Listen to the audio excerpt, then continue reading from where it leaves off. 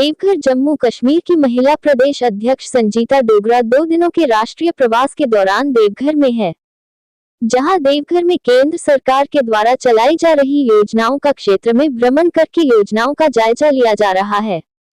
इसी कड़ी में आज देवघर के सर्किट हाउस में संगीता डोगरा ने प्रेस वार्ता का आयोजन किया।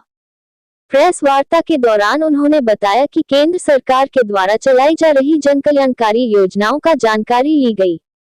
इस दौरान उन्होंने पाया कि कई आवास योजना का काम अधूरा पड़ा हुआ है।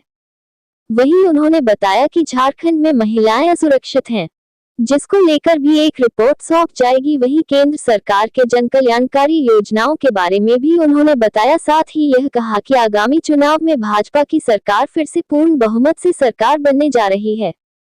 वहीं जम्मू कश्मीर के बारे में उन्होंने कहा कि एक समय हुआ करता था कि जम्मू कश्मीर में अन्य किसी भी प्रदेश से वहां पर सुविधा बहुत कम दी गई थी, लेकिन आज के दौर में प्रधानमंत्री के द्वारा वहां पर कई योजनाओं कार्य कर रही है।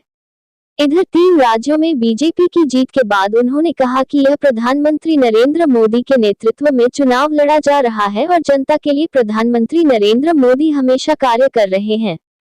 उनके कुशल स्वास्थ्य के लिए सभी लोग प्रार्थना भी करते हैं। आगामी लोकसभा चुनाव में भी बीजेपी का परचम लहराएगा।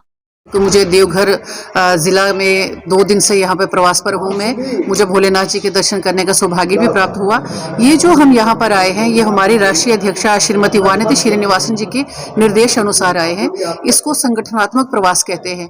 हमें हर चाहे वो राष्ट्रीय टीम की बहन हो, चाहे प्रदेश अध्यक्ष हो, हम लोगों को 2 दिन के लिए अलग अलग प्रदेशों में भेजा जाता है, ये चीज़ें देखने के लिए कि प्रधानमंत्री जी की जितनी योजनाएं हैं, जो कुछ स्कीमें हैं, क्या वो धरातल तक जरूरतमंद बहन तक वो चीजें पहुंची हैं या नहीं पहुंची है। फिर क्या होता है कि हम यहाँ से रिपोर्टिंग लेके आगे राष्ट्रीय अध्यक्ष जी को देते हैं कि किस किस प्रदेश में किस किस चीज की जो है कमी है।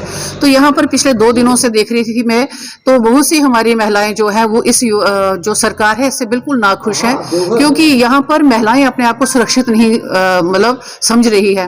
वो सब हमने देखा, डाटा भी देखा था कि कितनी हमारी निर्दोष बच्चियां, जो नाबालिग बच्चियां हैं, उनके साथ कितना दुष्कर्म हुआ है। तो कहीं ना कहीं ये बड़ा चिंता का विषय है। तो ये सारी मैं जो रिपोर्टिंग होगी यहाँ से अपने राष्ट्रीय अध्यक्षा जी, अपने सीनियर नेतृत्व तक पहुंचाऊंगी। और हमने ये भी देखा कि प्रधानमंत्री जी की कई ऐसी स्कीमें हैं जो कि धरातल तक नहीं पहुंची। यहाँ की सरकार ने उन स्कीमों को रोका हुआ है ताकि उन चीजों का उन बहनों को लाभ ना हो, या कहीं ना कहीं उन बहनों को थोड़ा